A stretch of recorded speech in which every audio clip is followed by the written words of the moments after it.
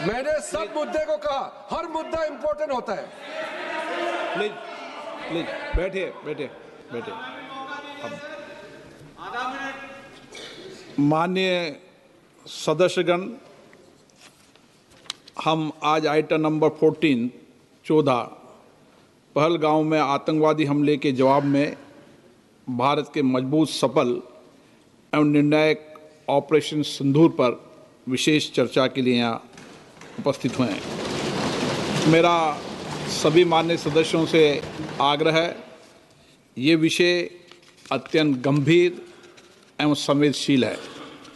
Operation सिंदूर के माध्यम से भारत की सेना द्वारा आतंकवाद के विरुद्ध निर्णायक कार्रवाई को पूरी दुनिया ने देखा है। हम सबको हमारी सेना के अदम्य साहस, शौर्य और पराक्रम पर गर्व है। ये सदन साक्षी रहा है, जब जब भी देश के अंदर गंभीर चुनौतियों, गंभीर मुद्दे हो, हमने राष्ट्रीय मुद्दों पर सदैव एकजुटता दिखाई है। आतंकवाद एक वैश्विक चुनौती है। मेरा आपसे आग्रह है कि आज हम राष्ट्रहित और मानवता के भाव को सर्वोपरि रखते हुए हम इस प्रकार से सार्वगर्भित और मर्यादित चर्चा करें कि हमारी सेना और अन्य रक्षा बलों का गौरव बढ़े। भारत की संसद से दुनिया में आतंकवाद के विरुद्ध सामूहिक संघर्ष का एक मजबूत संदेश संसद से जाए। माननीय रक्षा मंत्री राजनाथ सिंह जी।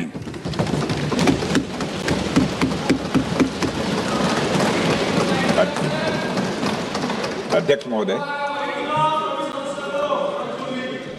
महोदय, सबसे पहले तो मैं आपके माध्यम से सदन के सभी दलों के, मैंने जितने भी हमारे सम्मानित सदस्य हैं, उनके प्रति आभार व्यक्त करना चाहता हूं कि ऑपरेशन सिंदूर की जो शानदार कामयाबी हासिल हुई है, उस पर चर्चा करने के लिए आज सदन पूरी तरह से तैयार है। अध्यक्ष महोदय, सबसे पहले मैं इस सदन के माध्यम से मैं देश के उन वीर सपूतों को, उन बहादुर सैनिकों को नमन करता हूं जिन्होंने की राष्ट्र की सीमाओं की रक्षा के लिए जब भी आवश्यकता पड़ी है अपना बलिदान देने में वह पीछे नहीं रहे हैं। आज भी वह तैयार हैं और आज भी वह तत्पर हैं। साथ ही मैं उन सैनिकों की स्मृति को भी अध्यक्ष महोदय नमन करता हूं जिन्होंने की भारत की एकता और अखंडता सुनिश्चित करने के लिए अपना सर्वस्व बलिदान कर दिया। मैं पूरे देश की तरफ से सेनाओं के सभी जवानों के प्रति कृतज्ञता व्यक्त करता हूं। अध्यक्ष महोदय, आज मैं आपकी अनुमति से ऑपरेशन सिंदूर से जुड़े कुछ महत्वपूर्ण तथ्यों और विषयों को सदन के समक्ष रखने के लिए यहां खड़ा हूं। अध्यक्ष महोदय, 6 और 7 मई 2025 को भारतीय सेनाओं ने ऑपरेशन सिंदूर के नाम से एक ऐतिहासिक सैन्य कार्रवाई को अंजाम दिया। यह केवल एक सैन्य कार्रवाई नहीं थी, बल्कि यह भारत की संप्रभुता, उसकी अस्मिता, देश के नागरिकों के प्रति हमारी जिम्मेदारी और आतंकवाद के खिलाफ हमारी नीति का एक इफेक्टिव और डिसाइसिव डिमॉन्स्ट्रेशन था। अध्यक्ष महोदय, जैसा इस सदन को जानकारी है, 22 अप्रैल 2025 को जम्मू कश्मीर के पहलगाम क्षेत्र में एक अमानवीय और कायराना आतंकी हमला हुआ। इस हमले में हमारे 25 निर्दोष नागरिकों सहित एक नेपाली नागरिक की भी जान गई थी। उन निर्दोष लोगों की जान उनका धर्म पूछ कर लिया गया। यह अपने आप में अमानवीयता का सबसे कुत्सित और सबसे घृणित उदाहरण था। यह घटना भारत की सहन शक्ति की सीमा की भी मैं मानता हूं परीक्षा थी। अध्यक्ष महोदय, इस हमले के तुरंत बाद हमारे प्रधानमंत्री श्री नरेंद्र मोदी जी ने तीनों सेनाओं के प्रमुखों की एक उच्च स्तरीय बैठक की और उन्हें छूट दी गई कि वे अपने विवेक, स्ट्रेटेजिक अंडरस्टैंडिंग और रीजनल सिक्योरिटी सिचुएशन को ध्यान में रखते हुए वह निर्णायक कार्रवाई करें। इसके बाद हमारे सैन्य नेतृत्व ने न केवल अपनी मैच्योरिटी दिखाई बल्कि उस स्ट्रेटेजिक विजडम का भी परिचय दिया जिसकी उम्मीद भारत जैसी एक रिस्पॉन्सिबल पावर से की जाती है। अध्यक्ष महोदय, ऑपरेशन सिंदूर को अंजाम देने से पहले हमारी सेनाओं ने हर पहलू का बहुत ही गहराई के साथ अध्ययन किया। हमारे पास कई विकल्प थे, लेकिन हमने उस विकल्प को चुना जिसमें आतंकवादियों और उनके ठिकानों को अधिकतम नुकसान पहुंचे और जिसमें पाकिस्तान के आम नागरिक को कोई क्षति न होने पाए, इस बात की भी हम लोगों ने चिंता की। अध्यक्ष महोदय, हमारी सेनाओं द्वारा की गई वेल कोऑर्डिनेटेड स्ट्राइक्स ने 9 टेररिस्ट इंफ्रास्ट्रक्चर टारगेट्स को प्रिसीजन के साथ, सटीकता के साथ हिट किया और इस सैन्य कार्रवाई में एक अनुमान के अनुसार 100 से अधिक आतंकवादी, मैं बहुत संभल कर बोल रहा हूं अध्यक्ष महोदय, हमारी फिगर गलत ना होने पाए, फिगर इससे बहुत अधिक है।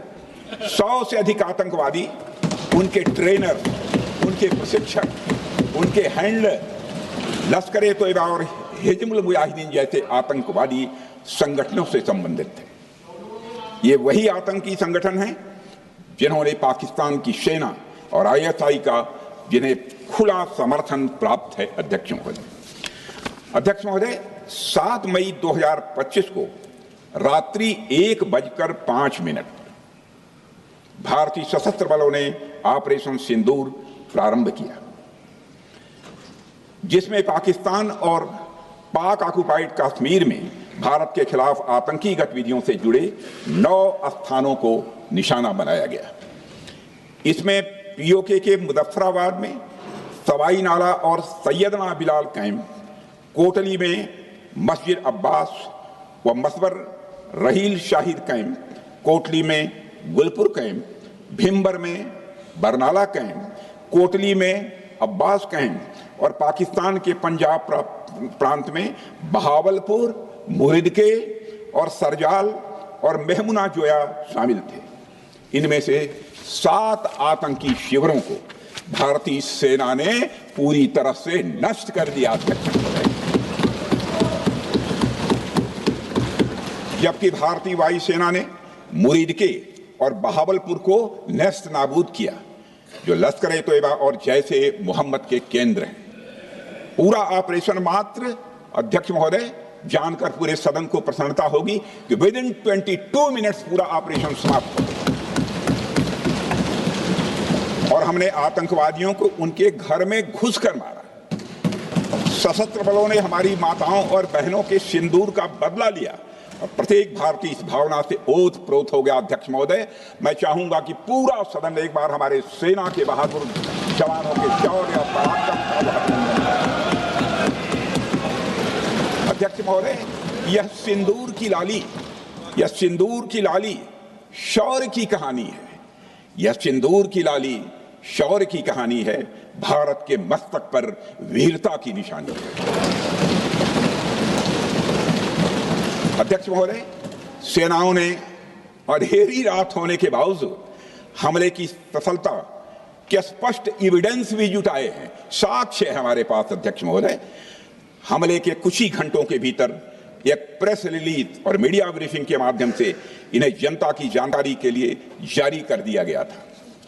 मुझे यह पुष्टि करते हुए गौरव की अनुभूति हो रही है कि सशस्त्र बल अपने सभी मिशन ऑब्जेक्टिव्स को पूरा करने में पूरी तरह से सक्षम रहे और साथ ही कामयाब रहे। अध्यक्ष महोदय, 7 मई 2025 को हमले माने 1:35 के तुरंत बाद भारतीय DGMO ने हॉटलाइन संदेश के माध्यम से पाकिस्तान के DGMO यानी डायरेक्टर जनरल मिलिट्री ऑपरेशन से संपर्क किया और टेरर इंफ्रास्ट्रक्चर के खिलाफ हमारे हमले के रेशनल और मेथोडोलॉजी के बारे में पूरी जानकारी दी और यह तथ्य भी बताया ये हमले एस्केलेटरी नेचर वाले नहीं थे, माने इसको हम आगे नहीं बढ़ाना चाहते। जिन मोहि मारा तीन मोहि मारे। अध्यक्ष महोदय, जिस प्रकार प्रभु हनुमान ने लंका में अपनी रणनीति बनाई थी, उसी प्रकार हमने भी उन्हीं को निशाना बनाया जिन्होंने हमें नुकसान पहुंचाया था। हालांकि पाकिस्तान ने इस रेशनल को समझने से इनकार कर दिया और अगले कुछ दिनों तक सिविलियन और सैन्य ठिकानों पर गोलीबारी करके बड़े पैमाने पर सीज फायर वायलेशन करके स्थिति को एस्केलेट करने की उसने कोशिश की। अध्यक्ष महोदय, 7-8 मई 2025 की रात को क्लियरली आइडेंटिफाइड आतंकवाद संबंधी ठिकानों पर हमारे सफल ऑपरेशन के बाद, सफल हमले के बाद पाकिस्तान ने स्थिति को एस्केलेट कर दिया और अनमैन्ड एरियल सिस्टम और अन्य साधनों का उपयोग करके भारतीय वायुसेना के बेसेस, भारतीय वायुसेना के सेंसर्स और सेना के फॉर्मेशन हेडक्वार्टर से लेकर ब्रिगेडों तक पर भी उसने हमला कर दिया। हालांकि हमारी इंटीग्रेटेड एयर डिफेंस ग्रिड और काउंटर यूएस ग्रिड ने इन हमलों को सफलतापूर्वक विफल कर दिया। अध्यक्ष महोदय, यस-400 यमारसैन आकाश मिसाइल सिस्टम और एयर डिफेंस गन्स बहुत प्रभावी साबित हुई हैं। अध्यक्ष महोदय, इस एस्केलेशन पर हमारा जवाबी हमला स्विफ्ट, प्रोपोर्शनेट और नवातुला था। अध्यक्ष महोदय, जिसमें 8 मई 2025 को केवल चुनिंदा पाकिस्तानी एयर डिफेंस सिस्टम और सेंसर नेटवर्क को प्रिसीजन गाइडेड मिशन द्वारा म्यूनिशंस द्वारा जो है टारगेट किया गया। अध्यक्ष महोदय, हमारी कार्रवाई पूरी तरह से सेल्फ डिफेंस में थी, न तो वह प्रोवोकेटिव थी और न तो एक्सपेंशनिस्ट थी। पाक द्वारा ये हमले 7 मई 25 से लगातार चले और 10 मई 2025 को रात लगभग 1:30 पर पाकिस्तान ने बड़े पैमाने पर भारत के ऊपर मिसाइल, ड्रोन, रॉकेट और अन्य लॉन्ग रेंज वेपन्स का इस्तेमाल किया। इसके साथ साथ उन्होंने इलेक्ट्रॉनिक वारफेयर से जुड़ी टेक्नोलॉजीज का भी सहारा लिया। अध्यक्ष महोदय, उनके निशाने पर हमारे भारतीय वायुसेना के अड्डे, थल सेना के एम्यूनिशन डिपोज, हवाई अड्डे और मिलिट्री कैंट थे। अध्यक्ष महोदय, यह कहते हुए मुझे गौरव की अनुभूति हो रही है कि हमारे air defence system, counter drone system और इलेक्ट्रॉनिक इक्विपमेंट्स ने पाकिस्तान के इस हमले को पूरी तरह से नाकाम कर दिया। पाकिस्तान हमारे किसी भी टारगेट को हिट नहीं कर पाया। अध्यक्ष महोदय, और हमारे किसी भी इंपॉर्टेंट एसेट को नुकसान नहीं हुआ है।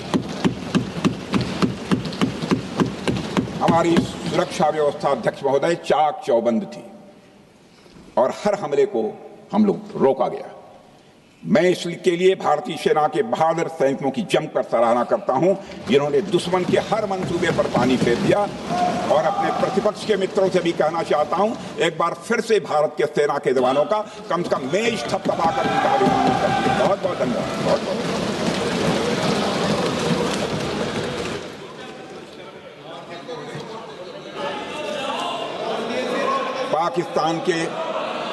पाकिस्तान के इस हमले के जवाब में हमारी कार्रवाई साहसिक थी, ठोस थी और प्रभावी थी। भारतीय वायुसेना ने वेस्टर्न फ्रंट पर पाकिस्तान के हवाई अड्डों, command and control systems, military infrastructures और एयर डिफेंस सिस्टम को निशाना बनाया और इस मिशन को हमारी सेनाओं ने सफलतापूर्वक अंजाम देने में कामयाबी हासिल की।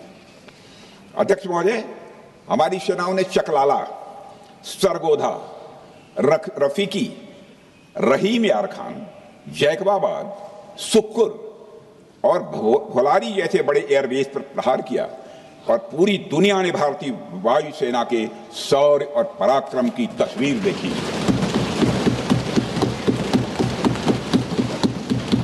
अध्यक्ष महोदय, ऑपरेशन सिंदूर ट्राई सर्विसेज कोऑर्डिनेशन का एक बेमिसाल उदाहरण था। जब भारतीय वायुसेना ने आसमान से हमले किए, हमारी थल सेना ने जमीन पर मोर्चा संभाल लिया। हमारे जवान नियंत्रण रेखा पर पूरी ताकत से डटे रहे और पाकिस्तान की हर हरकत का करारा जवाब दिया। अध्यक्ष महोदय, भारतीय नौसेना ने भी, लोग पूछते हैं भारतीय नौसेना का क्या रोल था, भारतीय नौसेना ने भी उत्तरी अरब सागर में अपनी तैनाती मजबूत कर दी। भारतीय नौसैनिकों ने पाकिस्तान को यह साफ संदेश दिया कि हम समुद्र से लेकर जमीन तक पाकिस्तान के हर महत्वपूर्ण ठिकानों पर प्रहार करने में न केवल सक्षम हैं बल्कि हम तैयार हैं। अध्यक्ष महोदय, इस ऑपरेशन का मकसद टेररिस्ट कैंप्स और उनके सपोर्टर्स को टारगेट करना, उन्हें नेस्त नाबूद करना था और यह साफ संदेश देना था कि भारत आतंकवाद के विरुद्ध जीरो टॉलरेंस रखता है। भारत ने कार्रवाई इसलिए रोकी क्योंकि कॉन्फ्लिक्ट के पहले और उसके दौरान जो भी पॉलिटिकल और मिलिट्री ऑब्जेक्टिव्स तय किए गए थे उसे हम पूरी तरह से हासिल कर चुके थे। इसलिए यह कहना, यह मानना कि यह ऑपरेशन किसी दबाव में रोका गया था, यह बेबुनियाद है और सरासर गलत है।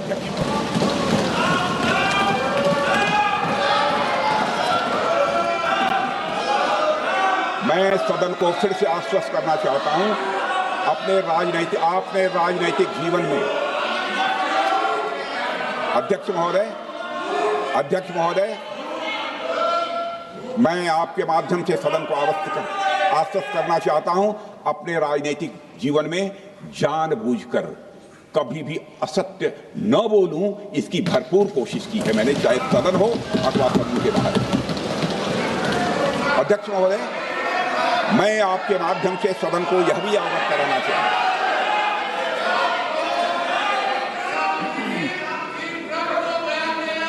प्लीज बैठिए।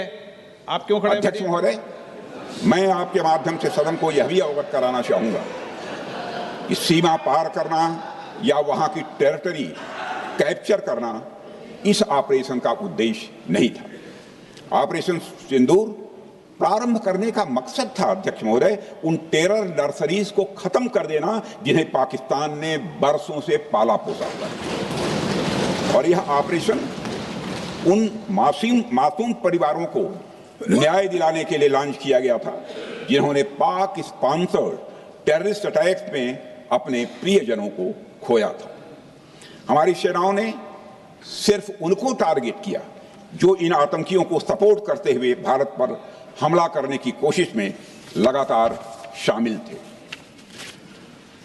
अध्यक्ष महोदय, ऑपरेशन सिंदूर का ओवरऑल पॉलिटिको मिलिट्री ऑब्जेक्टिव यह था कि आतंकवाद के रूप में प्रॉक्सी वार लड़ रहे पाकिस्तान को सजा दी जाए और इसी वजह से आर्म फोर्सेस को पूरी आजादी दी गई थी कि वे अपने टारगेट खुद चुनें और करारा जवाब दें। और इस ऑपरेशन का उद्देश्य कोई भी युद्ध छेड़ना नहीं था, बल्कि फोर्स के डिमॉन्स्ट्रेटिव यूज से एडवर्सरी को झुकने के लिए मजबूर करना था। 10 मई की सुबह जब भारतीय वायुसेना ने पाकिस्तान की मल्टीपल एयरफील्ड्स पर करारा प्रहार किया तो पाकिस्तान ने हार मान ली है अध्यक्ष महोदय, और हॉस्टिलिटी रोकने की कोशिश की। अब रोक दीजिए महाराज। उन्होंने एक कोशिश की, हमारे डीएमओ से बात की, महाराज अब रोक दीजिए, बहुत हो गया। यह पेशकश इस कैबिनेट के साथ स्वीकार की गई थी। सुने, रुकिए तो रुकिए, बता दूंगा,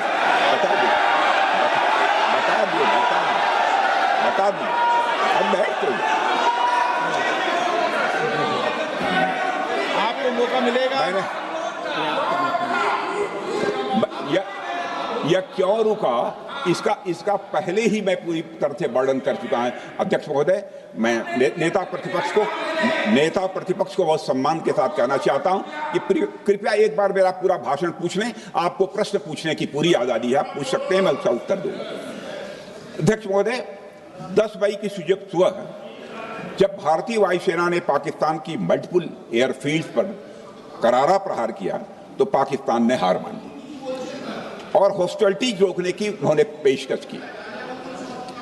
यह पेशकश इस कैबिनेट के साथ स्वीकार की गई हम लोगों के द्वारा कि यह ऑपरेशन केवल पाज किया गया है, स्थगित किया गया है, यह ऑपरेशन समाप्त नहीं हुआ है अध्यक्ष महोदय। अगर पाकिस्तान की ओर से अगर पाकिस्तान की ओर से भविष्य में कोई भी मिस एडवेंचर हुआ तो यह ऑपरेशन, अध्यक्ष महोदय, मैं सदन को आश्वस्त करना चाहता हूं, दोबारा प्रारंभ हो।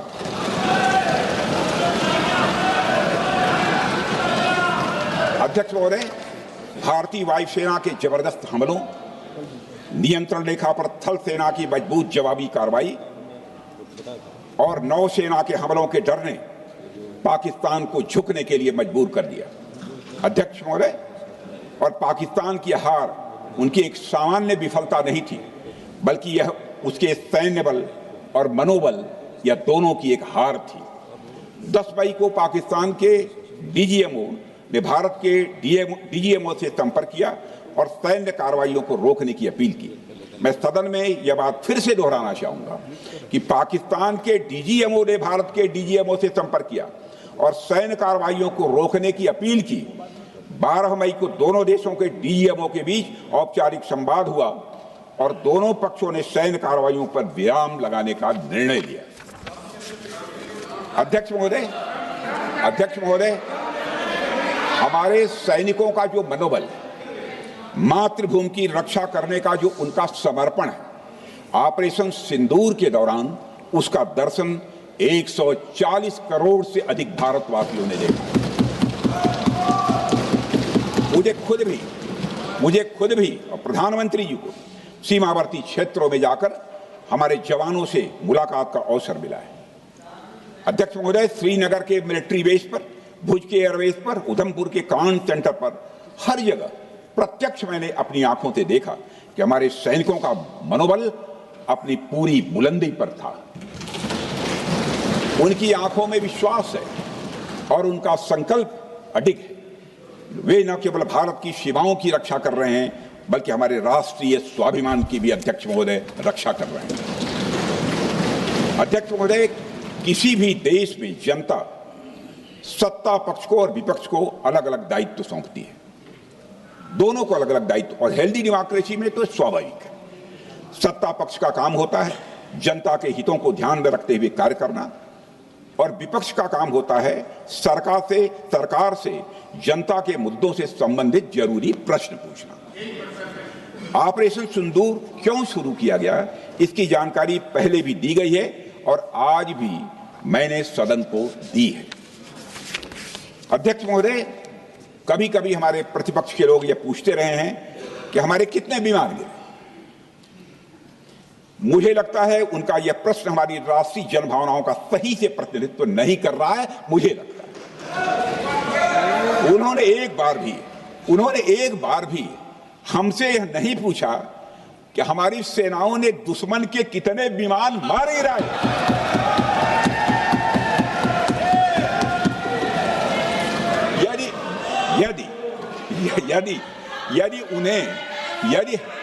यदि उन्हें प्रश्न पूछना ही है अध्यक्ष महोदय, तो उनका प्रश्न यह होना चाहिए, क्या भारत ने आतंकवादी ठिकानों को तबाह किया? तो उसका उत्तर है हाँ।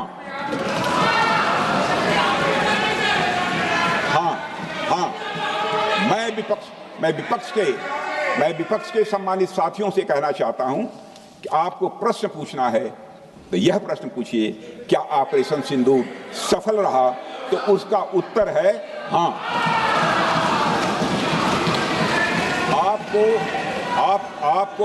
आपको प्रश्न पूछना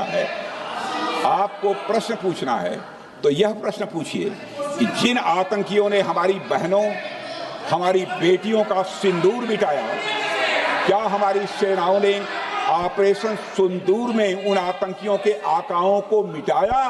तो इसका उत्तर है हाँ। और आपको प्रश्न पूछना है तो यह पूछिए कि इस ऑपरेशन में क्या हमारे जाबाज सैनिकों को कोई क्षति हुई है? तो उसका उत्तर है नहीं। अध्यक्ष महोदय, लक्ष्य जब बड़े हो तो अपेक्षाकृत छोटे मुद्दों पर हमारा ध्यान नहीं जाना चाहिए। लक्ष्य बड़े हों तो छोटे मुद्दों पर, अपेक्षाकृत जो छोटे मुद्दे होते हैं कंपैरेटिवली, उन पर ध्यान नहीं जाना चाहिए, क्योंकि छोटे मुद्दों पर ही ध्यान देते रहने से देश की सुरक्षा और सैनिकों के सम्मान और उत्साह जैसे बड़े मुद्दों से ध्यान हट सकता है, जैसा कि विपक्ष के हमारे कुछ साथियों के साथ हो रहा है।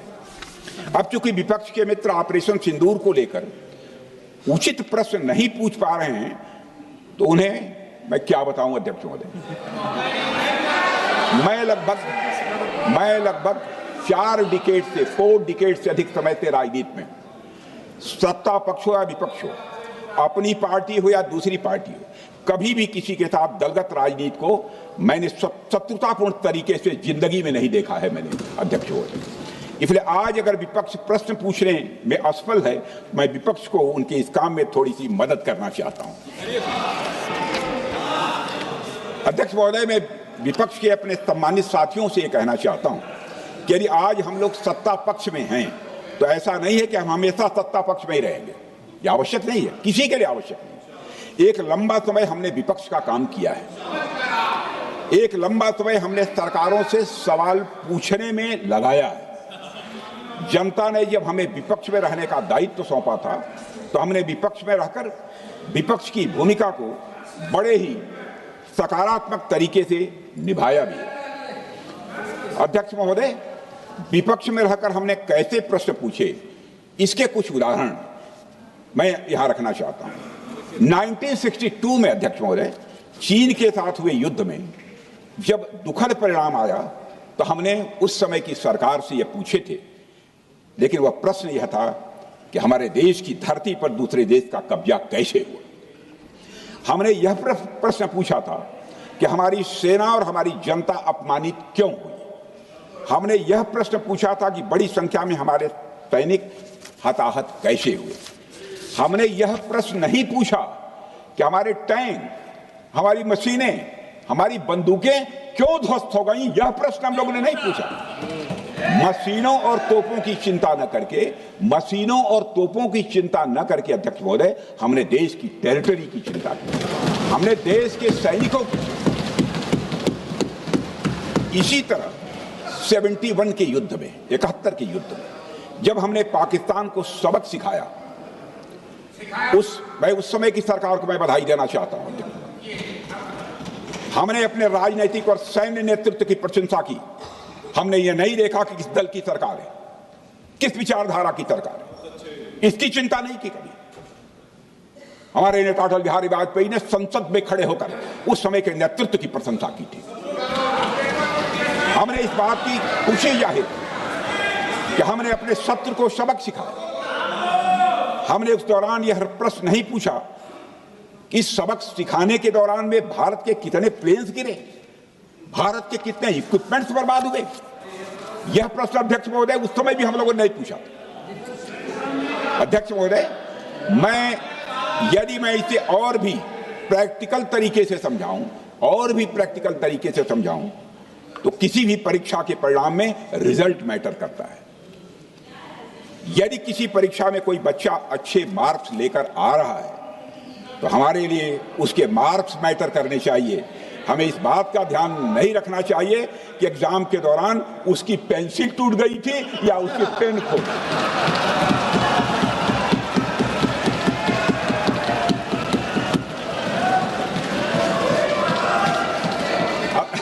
अध्यक्ष महोदय, अल्टीमेटली रिजल्ट मैटर करता है, और रिजल्ट यह है अध्यक्ष महोदय, अल्टीमेटली रिजल्ट मैटर करता है।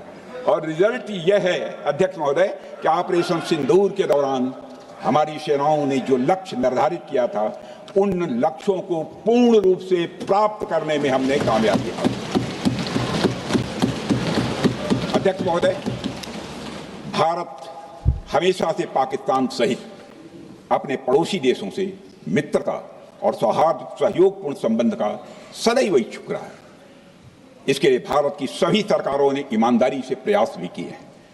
वह चाहे आदरणीय लाल बहादुर शास्त्री जी हों, या अटल बिहारी वाजपेयी जी हों, या हमारे स्वर्गीय मनमोहन सिंह जी हों, या प्रधानमंत्री श्री नरेंद्र मोदी जी, सभी ने हमेशा चाहा है कि इस इलाके में शांति और समृद्धि बनी रहे।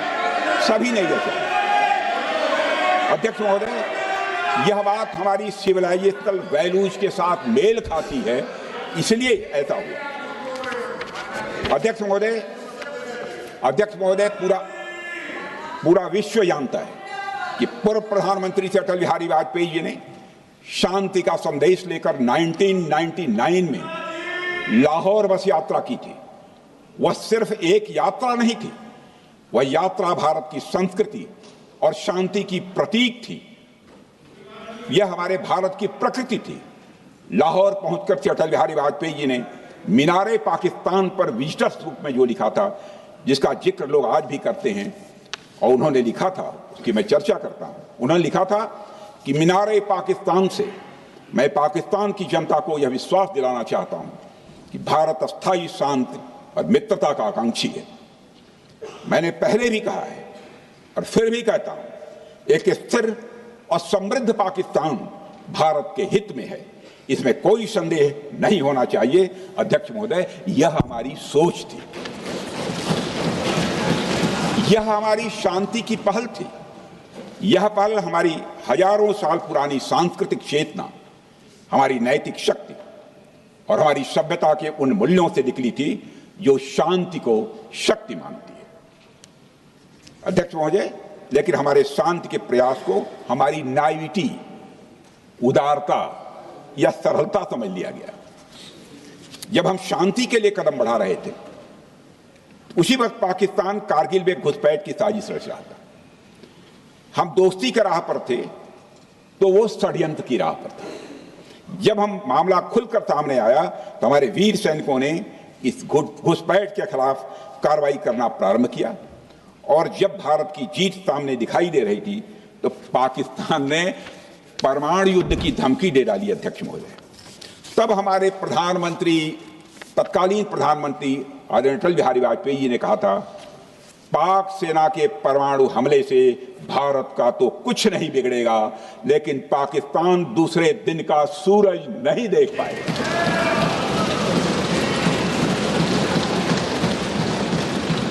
यानी अटल जी जो शांति का पैगाम लेकर गए, वही अटल जी शक्ति का भी परिचय देने में तनिक भी नहीं हिचके। यही है भारत।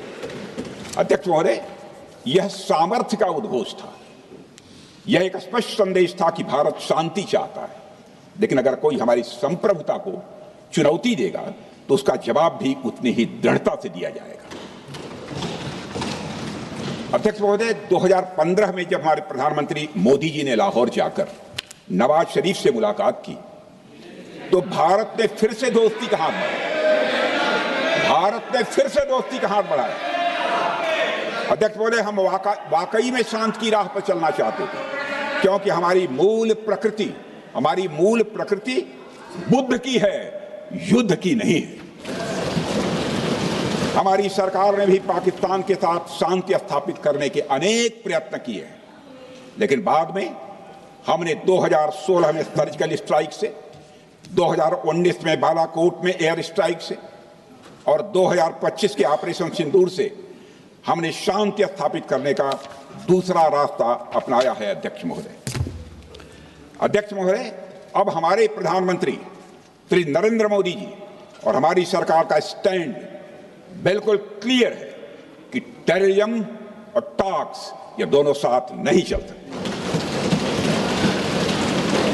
क्योंकि सभ्य मुल्कों के बीच बातचीत होती है। अध्यक्ष महोदय, लोकतांत्रिक देशों में बातचीत होती है, पर एक ऐसा देश जिसके वजूद में लोकतंत्र का एक कतरा भी न हो और सिर्फ रिलीजियस फैनेटिसिज्म, टेररिज्म और हेट्रेड अगेंस्ट इंडिया हो, उसके साथ संवाद किसी भी सूरत में नहीं किया जा सकता। क्योंकि टेररिज्म की भाषा जो अध्यक्ष महोदय होती है, वह खून, डर और नफरत है, संवाद नहीं।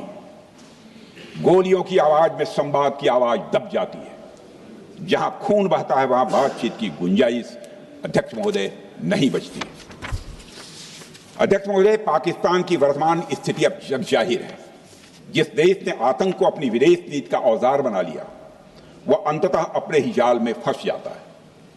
पाकिस्तान की नीति और चरित्र को लेकर कोई भ्रम नहीं रहना चाहिए। यह एक ऐसा देश है जो वैश्विक आतंकवाद की नर्सरी है, और उन्होंने इसको अपनी स्टेट पॉलिसी का भी एक आधार बनाया हुआ है। अध्यक्ष महोदय, ऑपरेशन सिंदूर के दौरान पूरी दुनिया ने देखा है कि पाकिस्तान में सरकार आतंकवादियों के लिए स्टेट फ्यूनरल का इंतजाम कर रही है और सैन्य अधिकारी भी आतंकवादियों के जनाजे में भाग लेते हैं। यह वही देश है जो सीमा पर सैनिकों से लड़ने का साहस नहीं जुटा पाता, इसलिए निर्दोष नागरिकों, बच्चों और तीर्थ यात्रियों को आतंकवाद का निशाना बनाता है। पाकिस्तान की सेना और आईएसआई आतंकवाद को एक प्रॉक्सी वार के रूप में अध्यक्ष महोदय इस्तेमाल करती हैं और उसके सहारे वे भारत को डिस्टेबलाइज करने का सपना देखती है।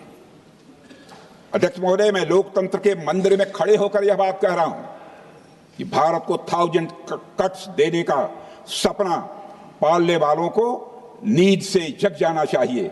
यह मोदी जी के नेतृत्व वाला नया भारत है जो आतंकवाद के खिलाफ किसी हद तक जाता है।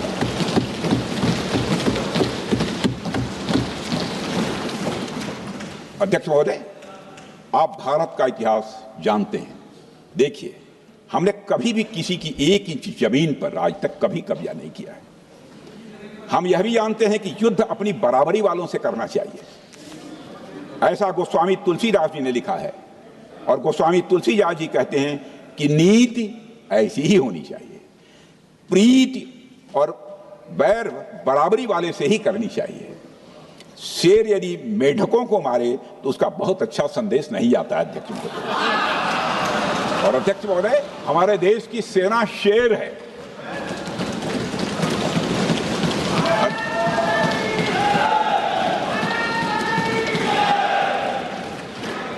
अध्यक्ष महोदय, पाकिस्तान जैसा देश जो साइज, सामर्थ्य, शक्ति और समृद्धि में हमारे आसपास भी नहीं है, उस मुल्क से कैसा मुकाबला? जो मुल्क अपने अस्तित्व के लिए दूसरों पर आश्रित हो, उसके मुकाबले का मतलब है अपना स्तर कम करना।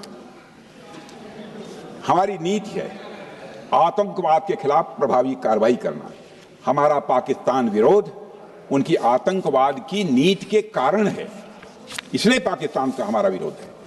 अध्यक्ष महोदय, हम अगर शांति की आशा के लिए हाथ बढ़ाना जानते हैं तो अशांति फैलाने वाले हाथों को उखाड़ना भी जानते हैं। अध्यक्ष महोदय, अगर शांति के प्रयास करना हम जानते हैं तो दुष्टों को जो भाषा समझ में आए उसी भाषा में समझाना भी जानते हैं।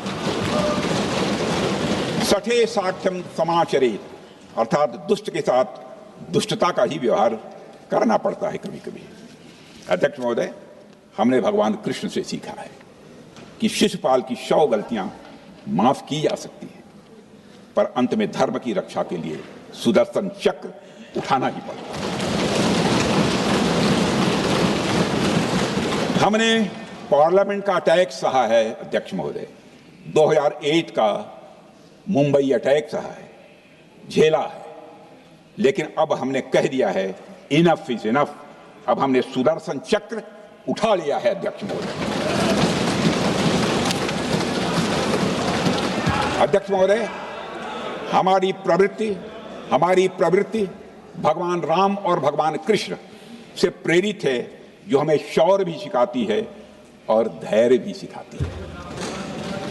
इस सीख का अध्यक्ष महोदय, इस सीख का हम प्रधानमंत्री नरेंद्र मोदी जी के नेतृत्व में हमारी विदेश और अपनी रक्षा नीति में सीधा प्रयोग कर रहे हैं। आज भारत पहले दोस्ती का हाथ बढ़ाता है, लेकिन अगर कोई देश धोखा दे तो उसकी कलाई भी मरोड़ना जानता है। अध्यक्ष महोदय, हमारी नीति स्पष्ट है कि हमने एक समय लाहौर बस यात्रा की भाषा में बात की थी तो पाकिस्तान ने हमारी उस भाषा को नहीं समझा, तो अब हम उन्हें बालाकोट स्ट्राइक की भाषा में जवाब देंगे। अध्यक्ष महोदय, भारत के लिए शांति हमारी प्रायोरिटी है, हमारी प्राथमिकता है और हमारी शक्ति उसका आधार है। भारत के लिए शांति प्राथमिकता है और हमारी शक्ति उसका आधार है। यह शक्ति हमारे सामर्थ्य से पैदा हुई है अध्यक्ष महोदय, और यह सामर्थ्य पिछले 11 साल में कई गुना बढ़ गया है।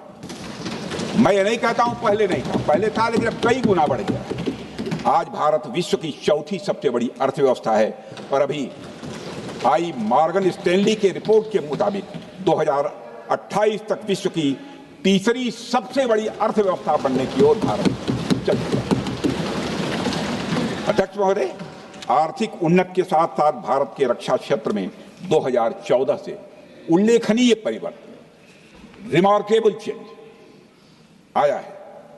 आज का भारत डिफेंस सेक्टर में आत्मनिर्भरता, सेल्फ रिलायंस और स्वदेशी उत्पादन की दिशा में तेजी से आगे बढ़ रहा है। अध्यक्ष महोदय, आज हम हर दृष्टि से समर्थ भी हैं और सक्षम भी हैं। अध्यक्ष महोदय, मैं सदन को यह भी जानकारी देना चाहता हूं, उसके बाद जब प्रश्न पूछा गया हमारे सारे चीफ से, सीडीएस से, डिफेंस सेक्रेटरी से, क्या ऑपरेशन के लिए तैयार हैं, क्षण भर की देर नहीं लगाई, सबने बोला यस सर। अध्यक्ष महोदय, ऑपरेशन सिंदूर हमारे सामर्थ्य का ही प्रतीक था, जिसमें हमने दिखा दिया कि अगर कोई हमारे नागरिकों को मारेगा तो भारत चुप नहीं बैठेगा। भारत की आत्मरक्षा के लिए हमारा राजनीतिक तंत्र और नेतृत्व बिना किसी दबाव के काम करेगा। हमारी मिसाइल फिजिकल सीमाएं लांघेंगी अध्यक्ष महोदय, और हमारे वीर सैनिक दुश्मन की कमर तोड़ेंगे। अध्यक्ष महोदय, हम आतंकवाद को उसके हर रूप और स्वरूप में पूरी तरह समाप्त करने के लिए पूरी तरह से प्रतिबद्ध हैं। और इस संदर्भ में हमें एक महत्वपूर्ण बात समझनी होगी। Pakistan sponsored terrorism is not random madness, there is a method in this madness. यह एक सुनियोजित रणनीति है, यह एक फंडामेंटल रेज है। अध्यक्ष महोदय, प्रसिद्ध लेखक वीएस नायपाल ने सही कहा था, पाकिस्तान में होना एक ऐसी अल्टरनेट और कंट्रास्टिंग रियलिटी है, where war is peace, freedom is slavery, ignorance is strength. यानी यहां युद्ध ही शांति है, गुलामी ही स्वतंत्रता है, और जिहालत यानी अज्ञानता ही ताकत है। अध्यक्ष महोदय, इसलिए पाकिस्तान द्वारा प्रायोजित आतंकवाद कोई पागलपन नहीं है। पाकिस्तान द्वारा प्रायोजित आतंकवाद कोई पागलपन नहीं है, यह एक सोची समझी साजिश का हिस्सा है। यह एक ऐसी प्रक्रिया है जो आतंक को एक पॉलिटिकल टूल की तरह इस्तेमाल करती है। यह सिर्फ आतंकवाद नहीं, यह एक टूल किट है, एक ऐसा टूल किट जिसे पाकिस्तान की सेना और उसकी एजेंसियां एक नीति के तहत अपनाए हुए हैं। This tool kit is in opposition to civilized code of conduct that the rest of the world prefers to abide by। यानी यह टूल किट उस सिविलाइज्ड कोड ऑफ कंडक्ट के खिलाफ है जिसे दुनिया का हर जिम्मेदार देश मानता है।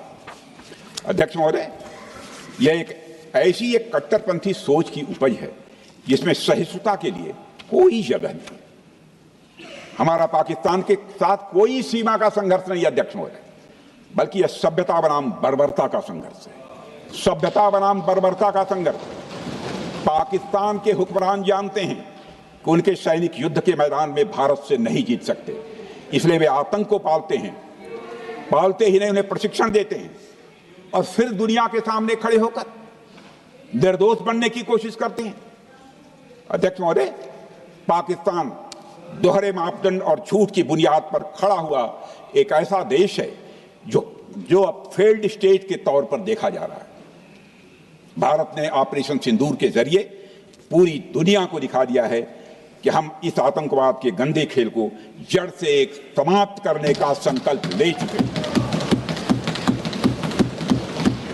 अध्यक्ष महोदय, जब अटल जी प्रधानमंत्री थे तब पाकिस्तान के साथ कंबोजिट डायलॉग के लिए भारत की शर्त थी कि पाकिस्तान अपनी जमीन का प्रयोग भारत के खिलाफ टेररिज्म फैलाने के लिए नहीं करेगा।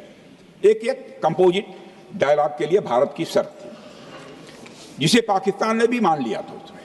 लेकिन दुर्भाग्य से 2009 में शर्म शेख में तत्कालीन सरकार ने एक बड़ी भूल की, जब कंपोजिट डायलॉग प्रोसेस से पाकिस्तान प्रायोजित आतंकवाद को डीलिंक कर दिया गया। यानी बातचीत जारी रखने के लिए पाकिस्तान द्वारा अपनी जमीन को आतंकवाद के लिए प्रयोग न करने की शर्त को ही डाइल्यूट कर दिया गया। मैं मानता हूं यह भारत की स्ट्रेटेजिक पोजीशनिंग को कमजोर करने वाला एक कदम था। अध्यक्ष महोदय, ऐसी ही एक और गंभीर चूक तत्कालीन सरकार ने 2006 में हवाना में भी हुई थी, जब पाकिस्तान को आतंकवाद का विक्टिम माना गया और एक ज्वाइंट एंटी टेरर मैकेनिज्म बनाने पर सहमति भी हुई थी। 2006 की बात कर रहा हूं। अध्यक्ष महोदय, यह सोचने वाली बात है कि जो देश आतंक को पैदा करता है, उसे पालता है, उस देश को ही आतंक से पीड़ित मान लेना कितना बड़ा स्ट्रेटेजिक ब्लंडर है। अध्यक्ष महोदय, आतंकवाद के खिलाफ हमारी लड़ाई अब केवल सीमा पर नहीं है, बल्कि वैचारिक मोर्चों पर भी लड़ी जा रही है। इसी उद्देश्य से प्रधानमंत्री जी कई हाई लेवल डेलीगेशंस का गठन भी उन्होंने किया था, जिसमें हमारे लगभग अधिकांश दलों के सम्मानित सदस्य उसमें शामिल थे। उसमें विभिन्न राजनीतिक दलों के रिप्रेजेंटेटिव शामिल थे और सचमुच इस समिति ने वैश्विक मंचों पर जाकर भारत की बात बहुत ही प्रभावी तरीके से रखी और आतंकवाद के विरुद्ध वैश्विक समर्थन को उन्होंने मजबूत किया। अध्यक्ष महोदय, मैं उन सभी डेलीगेशन के सम्मानित सदस्यों के प्रति शीश झुकाकर आभार व्यक्त करना चाहता हूं, जिन्होंने भारत का आतंकवाद के खिलाफ स्टैंड तथा जीरो टॉलरेंस की पॉलिसी और ऑपरेशन सिंदूर के बारे में दुनिया के देशों को सही तरीके से अवगत कराया, प्रभावी तरीके से अवगत कराया। अध्यक्ष महोदय, ऑपरेशन सिंदूर को लेकर सर्वदलीय बैठक भी हुई। I am very happy to tell the house that during Operation Sindoor, all the political parties of the country kept aside all ideologies and differences and showed solidarity with the nation, with the soldiers and with the government. फिर इसके लिए आभार व्यक्त करता हूं। मुझे लगता है यही इस देश के लोकतंत्र की खूबसूरती है। अध्यक्ष महोदय, जैसा कि हमारे माननीय प्रधानमंत्री मोदी जी ने भी कहा है कि ऑपरेशन सिंदूर अभी रुका है, समाप्त नहीं हुआ है। यदि आवश्यकता पड़ी, यदि पाकिस्तान फिर किसी नापाक हरकत की कोशिश करता है, तो हम और भी कठोर और निर्णायक कार्रवाई करने के लिए तैयार हैं। अध्यक्ष महोदय, ऑपरेशन सिंदूर के माध्यम से पाकिस्तान के मन में भारत को लेकर जो बहुत बड़ी गलतफहमी थी, वह हमने दूर कर दी है।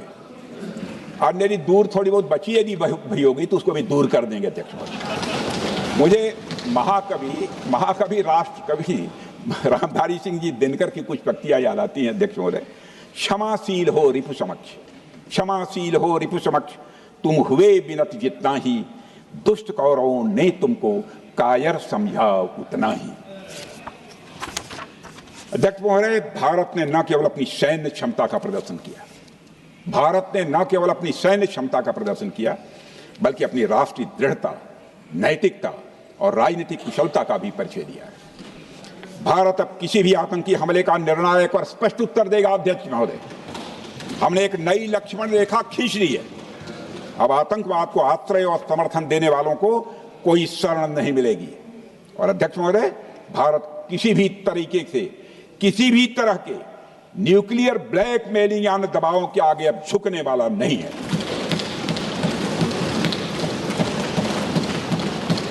अध्यक्ष महोदय, ऑपरेशन सिंदूर के माध्यम से जो हमने किया और उससे पहले सर्जिकल स्ट्राइक और एयर स्ट्राइक के जरिए जो संदेश दिया गया, वह बहुत पहले ही हो जाना चाहिए, लेकिन जो होता है समय पर ही होता है। अध्यक्ष महोदय, हमारी सरकार ने आतंकवाद के खिलाफ हमारी जीरो टॉलरेंस की नीति को दुनिया के हर मंच पर पूरी तरह से स्पष्ट कर दिया है और हम उस पर कोई समझौता किसी भी सूरत में नहीं करने वाले हैं। अभी कुछ सप्ताह पहले मुझे शंघाई कोऑपरेशन ऑर्गेनाइजेशन की डिफेंस मिनिस्टर्स मीटिंग में जाने का अवसर मिला था। वहां जो डिक्लेरेशन तैयार किया जा रहा था, उसमें आतंकवाद पर भारत का स्टैंड डाइल्यूट हो रहा था। हमने साफ कह दिया कि जब तक आतंकवाद के मुद्दे पर भारत का स्टैंड रखा नहीं जाएगा, हम किसी ज्वाइंट स्टेटमेंट पर साइन नहीं करेंगे और इसकी वजह से वहां कोई ज्वाइंट स्टेटमेंट नहीं आया। अध्यक्ष महोदय, इसका परिणाम क्या? अब देखिए, हमारे प्रधानमंत्री जी ब्रिक्स की बैठक में ब्राजील गए, करिश्मा किया है हमारे प्रधानमंत्री। तो चीन की मौजूदगी में जो ज्वाइंट डिक्लेरेशन आया, उसमें जम्मू और कश्मीर में हुए आतंकी हमले को कंडेम भी किया गया। यह प्रधानमंत्री ने करिश्मा करके दिखाया, यानी भारत की बात अंततः मानी गई। और यह ब्रिक्स सम्मेलन के इतिहास में पहली बार हुआ जब जम्मू एवं कश्मीर में हुए किसी आतंकी घटना को खुलकर कंडेम किया गया। मैं इस सदन को याद दिलाना चाहता हूं, 2008 में मुंबई में इतनी बड़ी आतंकी घटना हुई, मगर उस समय की सरकार को जो प्रभावी कार्रवाई करनी चाहिए थी वो नहीं हो पाई। लेकिन उसमें सबसे दुखद और आश्चर्य की बात है, कई वर्ल्ड फोरम, इंटरनेशनल फोरम पर जो उसका कंडेमनेशन होना चाहिए, जो उसकी निंदा की जानी चाहिए, वह भी जितना होना चाहिए नहीं हो पाया। अध्यक्ष, यदि आप उस घटना के बाद हुए ब्रिक्स सम्मेलन के डॉक्यूमेंट्स उठाकर देख लीजिए, मुंबई आतंकी हमले का कहीं जिक्र भी नहीं है। और अध्यक्ष महोदय, जब केंद्र में प्रधानमंत्री मोदी जी के नेतृत्व में सरकार बनी, तब जाकर कहीं के हालात कुछ बदलने शुरू हुए। और साल 2017 में हुए ब्रिक्स सम्मेलन में पहली बार 2017 में हुए ब्रिक्स सम्मेलन में पहली बार आतंकवाद से लश्कर और जैश जैसे आतंकवादी संगठनों को जोड़ा गया। यह भी अपने में करिश्माई काम था। यह परिस्थिति इसलिए बनी क्योंकि इसके ठीक एक साल पहले उरी की घटना के भारत की सेनाओं ने सीमा पर जाकर सर्जिकल स्ट्राइक की थी। हमने दुनिया को बताया कि आतंकवाद के खिलाफ हम सरहद के इस पार भी मारेंगे और जरूरत पड़ी तो आतंकियों के घर में घुसकर भी मारेंगे। यह बदलाव प्रधानमंत्री मोदी जी के नेतृत्व में आया। अध्यक्ष महोदय, यह वही नीति है जो पहले की सरकारों को भी अपनानी चाहिए थी। उन सरकारों को जिनके शासनकाल में भारत ने सबसे भीषण आतंकी हमलों का सामना किया, जिनमें 2008 का मुंबई हमला आज भी हर हिंदुस्तानी के जहन में बैठा हुआ है, जिंदा है, एक न भूलने वाली त्रासदी के रूप में जिंदा है। अध्यक्ष महोदय, मैं श्री प्रणब मुखर्जी जी ने अपनी किताब द कोलिशन ईयर्स में लिखा है, मेरे पास है भी वो, कोलिशन ईयर्स में लिखा है कि जब मुंबई अटैक हुआ था, प्रणोदा ने लिखा है, जब मुंबई अटैक हुआ था, India had evidence that the terrorist came from Karachi port. Pakistan के नॉन स्टेट एक्टर्स के बहाने पूरी दुनिया में को पूरी दुनिया में कोई मान नहीं रहा था। उन्होंने लिखा है प्रणोदा ने, and I quote, amid heated debates within the cabinet, there was a demand for military intervention which I rejected. यह उन्होंने लिखा, मैंने नहीं लिखा, अनकोट। अध्यक्ष महोदय, भारतीय विदेश सेवा के एक वरिष्ठ अधिकारी ने भी अपनी किताब में इस बात की पुष्टि की है, जिनका नाम है अजय बिसारिया, और वो शायद फॉरेन सेक्रेटरी थे, कि मुंबई हमले के तुरंत बाद एक उच्च स्तरीय बैठक हुई थी जिसमें तत्कालीन विदेश मंत्री प्रणोदा ने पूछा व्हाट शुड बी डन। तो विदेश सचिव शिवशंकर मेनन जी ने सुझाव दिया कि भारत मोरदके में लश्कर ए तोयबा के मुख्यालय पर क्रूज मिसाइल से हमला कर सकता है। यह सुनकर प्रणोदा ने चश्मा उतारकर साफ किया और सभी अधिकारियों को धन्यवाद देकर बैठक समाप्त कर दिया। अध्यक्ष महोदय, उस समय की सरकार ने जो सही समझा वो किया, पर मैं मानता हूं कि अगर तब की सरकार ने भी 2016 सर्जिकल स्ट्राइक, 2019 एयर स्ट्राइक जैसे निर्णायक और कठोर कदम उठाए होते तो पाकिस्तान की स्ट्रेटेजिक कैलकुलस बदल सकती थी। एक पावरफुल और डिसाइसिव एक्शन पाकिस्तान और उनकी सेना के द्वारा इस 500 टेररिस्ट ऑर्गेनाइजेशंस के लिए बड़ा डिसइंसेंटिव साबित हो सकती है। अध्यक्ष महोदय, 2008 में मुंबई हमलों के बाद उस समय की सरकार ने सिर्फ बातचीत का मार्ग चुना था। मैं स्पष्ट करना चाहता हूं, यह कोई आलोचना नहीं है अध्यक्ष महोदय, न उस सरकार की, न उस समय के प्रधानमंत्री की, और न ही उन नेताओं की। उस समय की लीडरशिप को जो सही लगा उन्होंने वह निर्णय लिया। अध्यक्ष महोदय, बस मैं इतना ही कहना चाहता हूं कि आज का भारत अलग सोचता है और अलग तरीके से काम करता है। हमारा मानना है यह आपका प्रतिद्वंदी आतंक को रणनीति बना चुका हो और बातचीत की भाषा नहीं समझता हो तो standing firm and being decisive के अलावा कोई विकल्प नहीं बचता है। अध्यक्ष महोदय, आज हमारे प्रधानमंत्री मोदी जी के नेतृत्व में भारत वह देश नहीं रहा जो पहले था। Today doziers have been replaced by decisive action. Today doziers have been replaced by decisive action. आज भारत सहता नहीं है, भारत जवाब देता है। अध्यक्ष महोदय, आज भारत आतंक की जड़ तक जाता है और उसे उखाड़ फेंकने का सामर्थ्य रखता है।